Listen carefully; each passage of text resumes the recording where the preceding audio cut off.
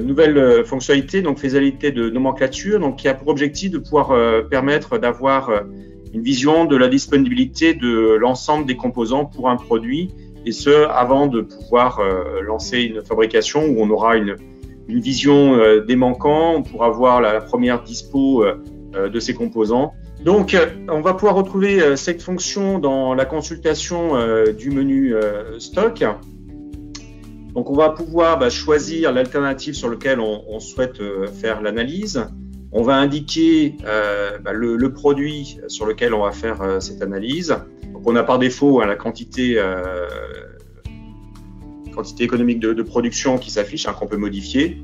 On va choisir est-ce qu'on regarde une analyse premier niveau, tout d'un niveau ou tout niveau confondu. Différentes options. On va choisir ici la date de première dispo. Et on va voir donc une restitution avec tous les composants, tout niveau confondu, avec l'indicateur du niveau de nomenclature. Et donc là, on voit qu'on a sur le cadre de vélo une rupture de 20 pièces pour lequel on a la quantité de disponible, de stock et la première dispo, donc au 20 décembre. Donc là, il est donc très simple d'avoir cette vue synthétique de la faisabilité d'un produit. Autre évolution, donc c'est web scheduling. Donc ça fait déjà maintenant plus d'un an que cette option existe et donc qui s'enrichit au fur et à mesure des releases. Et donc là aujourd'hui, on a une évolution autour de l'optimisation des temps de changement de série. Donc le grand bénéfice de cette fonction était de pouvoir en fait construire un plan de production qui soit réalisable et donc optimisé, donc avec en plus des optimisations complémentaires qui sont faites. Et donc on travaille en capacité finie, on va pouvoir prendre en compte des manques matières, et donc on a de fait une synchronisation d'éléments de la chaîne appro avec la production, et on va le voir qu'on pourra interagir avec le planning graphiquement pour pouvoir modifier des choses par rapport à des éléments qui pourraient survenir. Tout d'abord, on va aller regarder dans le poste de charge comment on va pouvoir définir le principe d'optimisation.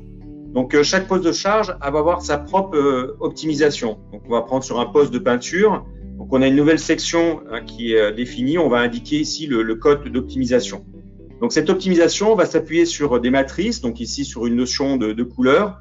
Et ceci va permettre à l'algorithme de pouvoir calculer un temps de préparation en lieu et place de celui de la gamme, et il pourra aussi définir des regroupements et un ordre de passage optimisé.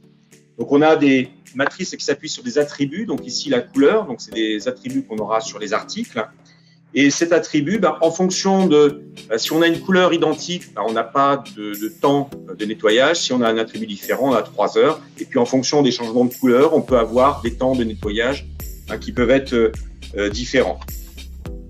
Donc on va passer sur le planning des ressources. Donc ceux qui l'avaient pas encore vu, on a ici une présentation des ressources dans l'atelier avec les opérations qui sont planifiées. Donc on a les périodes d'ouverture et de fermeture qui sont symbolisées en gris et en blanc. Et le positionnement des opérations est fait au plus tôt afin de saturer les postes de charge. Et on va tenir principalement compte de contraintes capacitaires et de dispo matière. Donc on a une couleur bleue pour tous les temps de préparation.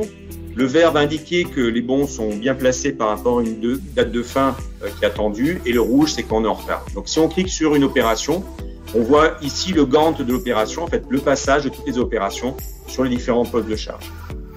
Donc, si on voit maintenant l'optimisation qui a été faite sur le poste de peinture, donc on peut visualiser le premier bon, on a du bleu, donc on a une préparation. Par contre, les suivants, il n'y en a pas.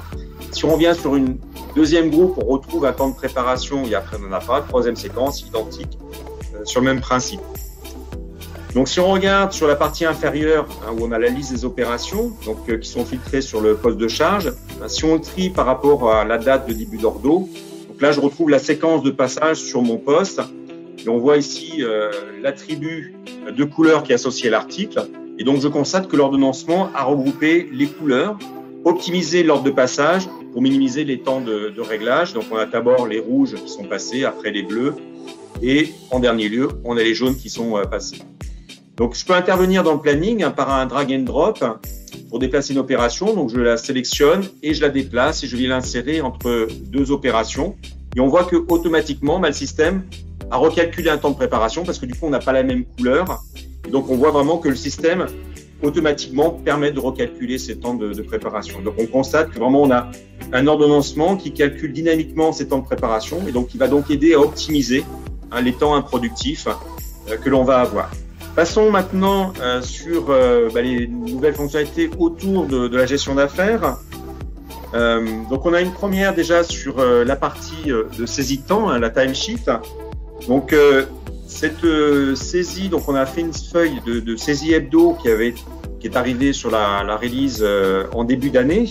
Et donc, on est venu enrichir de nouvelles évolutions pour permettre aux collaborateurs d'avoir encore plus de productivité dans leur saisie quotidienne ou hebdomadaire. Donc, on a fait déjà en sorte que la catégorie d'heures puisse être pilotée depuis la tâche du planning ou l'opération associée à la tâche ou éventuellement par rapport aux collaborateurs. Et puis, on a fait aussi en sorte d'avoir des modèles d'activité qui pourront être rappelés dans la saisie et puis permettre de pouvoir dupliquer une feuille hebdomadaire d'une semaine sur l'autre. Et puis, on aura maintenant aussi des catégories d'heures particulières qui vont permettre de saisir des temps qui sont hors affaires. Voilà, donc on va voir maintenant effectivement comment les choses se passent. Donc, on va déjà regarder justement l'association que l'on peut avoir de ces catégories d'heures par rapport ici, on l'a fait par rapport à une opération d'une affaire. Bon, ce qui peut permettre de définir que cette opération est peu particulière par rapport à des heures qui pourraient être faites en week-end, qui pourraient être faites de nuit, donc ça permet de les flaguer. Ici, on a mis catégorie d'heures qu'on appelait HF, qui sont des heures facturables, et on le verra dans notre processus de facturation qui permettra d'avoir une facturation particulière de ces heures. Donc maintenant, on va passer à la saisie, où donc notre collaboratrice Camille Muller va saisir ces heures de la semaine dernière. Donc elle fait partie du comité d'entreprise, donc toutes les semaines, en fait, elle a des heures qu'elle passe au comité d'entreprise, donc elle a pu définir un modèle qu'elle vient rappeler, donc qui vient renseigner automatiquement sa feuille hebdo, et donc elle n'a pas besoin de le ressaisir à chaque fois.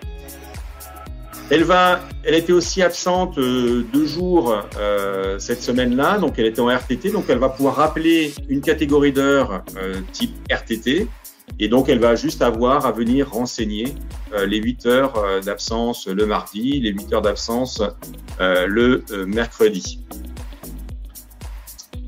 Après, elle a pu travailler effectivement sur un projet. Elle a eu un petit peu de productif quand même cette semaine. Donc, elle va renseigner les 8 heures qu'elle a passées le jeudi sur une affaire. Et on le voit que sur l'affaire qui est en dessous, installation serveur, on a une catégorie HF, donc celle qu'on avait déjà renseignée au niveau de l'opération dans l'affaire. Donc, il vient automatiquement ici être en information. Et cette catégorie est aussi un peu particulière parce qu'on a défini dans la catégorie que c'était des heures facturables. Donc, quand elle va valider sa feuille hebdo, on voit qu'automatiquement, on a la coche facturable tout à droite qui s'est prédisposée, qui permettra de l'identifier dans la facturation qu'on va faire après. Et en plus, dans le processus de validation, elle peut directement, depuis sa feuille de temps, venir saisir, valider son temps. Et après que ça rentre dans le processus suivant. Elle peut aussi dupliquer parce que cette semaine, en fait, elle a fait à peu près le même feuille de temps que la semaine dernière. Donc, elle a juste à dupliquer et venir rappeler la feuille dupliquée de la semaine 50 et venir modifier éventuellement s'il y a des variations qui ont été faites. Donc, tout ceci, on voit vraiment, va contribuer à ce qu'ils aient une plus grande facilité dans la saisie de leur feuille de temps. Autre élément d'évolution, donc c'est sur le moteur de facturation, donc qui existe depuis déjà quelques releases et qui continue de s'enrichir. Donc c'est vraiment un pilotage à 360 de la facturation d'affaires et donc intégrait multimode de facturation et donc qui s'est enrichi dans cette release avec la facturation des temps. Donc, comme on a eu des temps qui ont été saisis tout à l'heure, eh bien, on peut avoir des principes de facturation qui font que, en fonction de la réalisation des heures, on va facturer ces heures ou des jours en fonction de l'unité de temps qu'on utilise. Et donc, C'est aussi quelque chose qui est très flexible parce qu'au sein d'une même affaire, on peut avoir différents types de facturation qui peuvent être appliqués en fonction de l'organisation qui a été définie. Donc là, on est sur le processus de la facturation d'affaires. Donc la première étape, la réalisation, donc c'est ce qu'on vient de faire juste avant, hein, donc de la saisie de temps.